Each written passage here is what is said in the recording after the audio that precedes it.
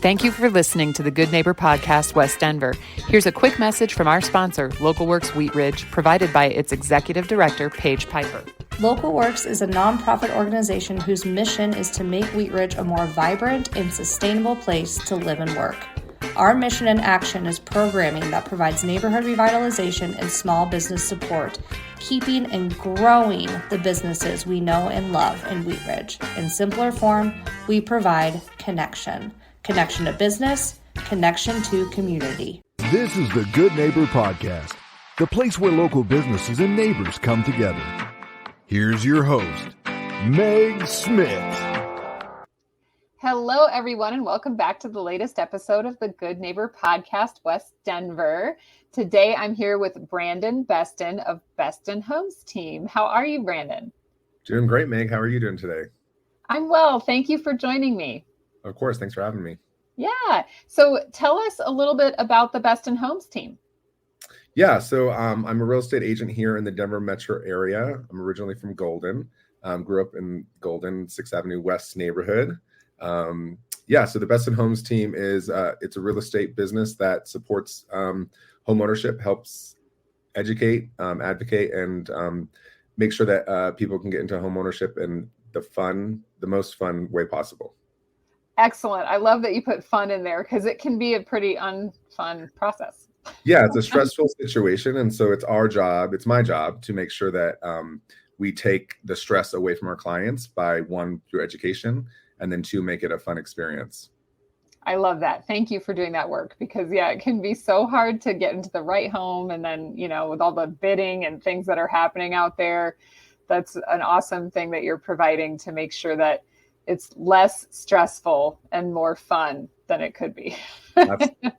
And in my past life, I was an artist, and I also have sisters that are teachers. So it's important to me to make sure that people that never think that homeownership is an opportunity for them, to make sure, like through education, that they realize that there is a pathway to homeownership for people. I love that. Yeah, because it is a myth potentially that a lot of people are believing about themselves. And that has a massive impact on your ability to build wealth. So, absolutely. Yeah, early in my career, obviously I have a couple of sisters that are teachers, and I knew they were never going to build wealth through their salary. And so through real estate, I've been able to educate them and help them get into home ownership and climb that real estate ladder so that they can build some wealth for themselves, because obviously we don't respect our teachers enough here in the United States. So, and don't pay them enough. So helping them build wealth other ways is important to me. That's fantastic. Yeah, my mother is a retired teacher. My father's a retired police officer. And I watched them scrimp and save forever, and they're doing fine. And they have the wealth that they need, but it was hard on those salaries. Even when the salary was higher than the cost, there wasn't such a gap between cost of living and salary back then, right, like there is now. And so, yeah, I totally understand where you're coming from. So how did you get into real estate from being an artist? Yeah, so I went to college for theater and dance, and lived in Philly as a dancer, worked technical theater to try to pay the bills because dancing was not paying the bills. Finally moved back to Colorado in 2010 and wanted to get onto the programming side of art. So I was working at the Denver Center for the Performing Arts, started in the box office and was trying to work my way up. And the jobs that I wanted were just so limited that I knew that it was going to be a long time, and it was highly unlikely that I would get the job that I wanted, just because those people, they were younger and they weren't going anywhere for a long time. And so I actually started doing real estate on the side of what I call my not-for-profit salary, just to make some extra money to try to pay my bills. First year, sold 10 homes, fell in love with it, and realized that I could really help make a difference in people's lives. And so year two, went full time, as scary as it is to be 100% commission-based business, but have been successful for 12 years. That's fantastic. What a good story. I love that you had that, experience where you found that you were making a difference. Exactly. Yeah. Yeah. I mean, it's the best. It's like I said, with my sisters and with other artists and teachers, showing people the path and educating people on the path to homeownership and to building financial security is so important to me. That's fantastic. And that's why folks are choosing you probably over other realtors in the area. But is there anything else that you feel separates you apart and makes you the choice for the folks that work with you? I think another thing that's important to me is advocacy, not just with real estate, but then also with the LGBTQ plus community. So as a member of the community, I do a lot of outreach. I do a lot of volunteering, donating to organizations. Just recently joined the board of One Colorado. And so helping, again, the LGBTQ plus community, the homeownership rate is 49% within our community, while the general public is 64%. So one of my missions and goals is to get the homeownership rate up for my community so that they can, again, have that financial security that comes with homeownership. That's fantastic. Yeah, everybody deserves this. 100%. So tell me, do you have any updates seasonally for the community and for the listeners about real estate in general, or things that are happening through your team that they should be taking advantage of? Yeah, I mean, real estate it's always a good time to buy. That sounds like a sales thing to say, but it is. It's, getting into the real estate game is now. Like, if you're not in the game, get in it now, because, no crystal ball, but we anticipate prices will continue to rise based off the trends. The last 40 years, they've continued to rise, and we don't anticipate they're going to drop. So getting into the real estate market now, even though interest rates are higher, there's different programs out there that are available that we can help educate our buyers on. Down payment assistant programs, grant programs. There's different things and ways that we like to educate our clients. So again, that they realize, you don't need $1 million to get into the real estate game. That's awesome. Yeah. And even though the rates are higher, it's making it an easier entry because the total prices of the homes are impacted by the rates. And so you're still going to build that equity. And that's the most important, piece of the process.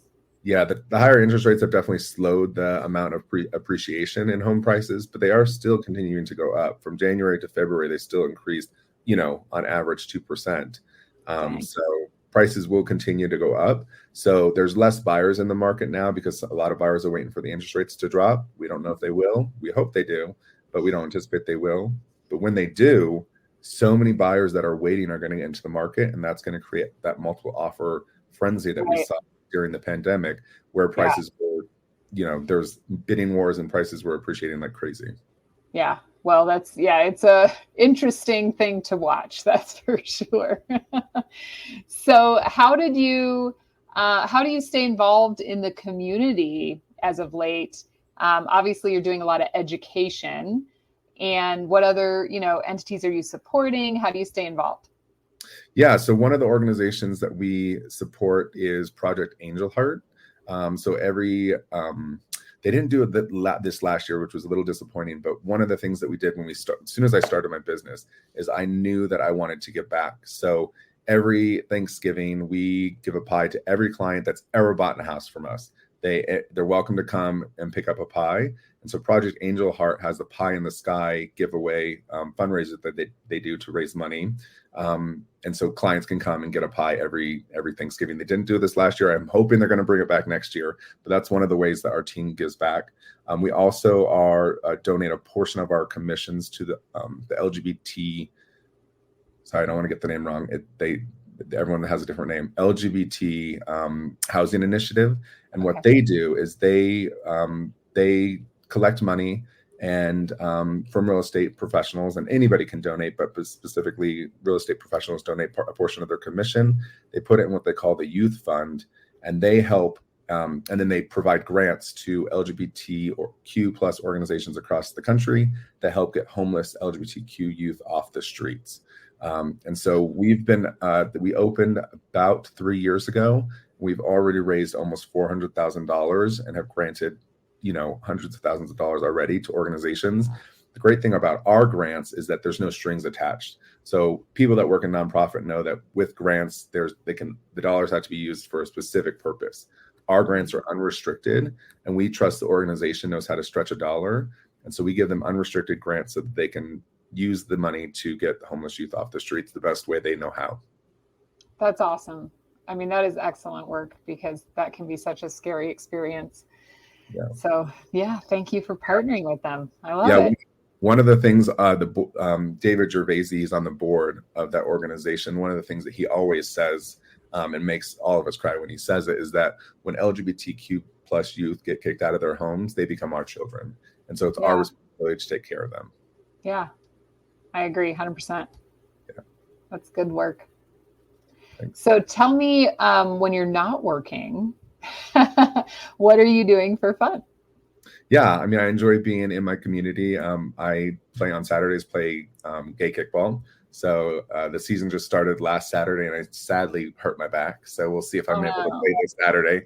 But yeah, playing kickball, being in the community, hanging out with friends. Me and my husband love to travel. We try to go to a different city at least once a month. So April, we're going to Atlanta. They have a bear pride. So people in the community will know what bears are, but yeah. Yeah, so we're going to Bear Pride in Atlanta in a couple weeks. Oh, fun. I love that. And once a month, I mean, that's pretty rigorous to like commit to a trip every month. Yeah, they're just short, quick weekend trips, but it's fun to get around the country and see our friends everywhere. Do you ever go to the airport and do the thing where you're like just picking from the flights that are there? No. My husband is a planner. He would never. That would be fun, but my husband would never, ever, ever. Never do it. Never allow that. No. Anyway, that could be fun. You could surprise him. No, he would kill me. He hates surprises. Our trips are definitely planned out for 6 months at a time. There you go. Okay, well that's good too. Then you know where you're going. Well, how should people get in touch with you if they want to connect on any of the above? Absolutely. So I can be reached by phone at 720-323-7807. We're also on Instagram at the Beston Homes Team. That's it, at Beston Homes Team, the Beston Homes Team, excuse me. And then, so that's the best way to get a hold of us. Or we also, you can email me at brandon@bestonhomesteam.com. Perfect. Well, thank you so much for joining me today, Brandon. It was a pleasure getting to know you, and I'll enjoy getting your messages out to the community. Of course. Nice to meet you, Meg. Thank you for listening to the Good Neighbor Podcast. To nominate your favorite local businesses to be featured on the show, go to gnpwestdenver.com. That's gnpwestdenver.com or call 720-295-9588.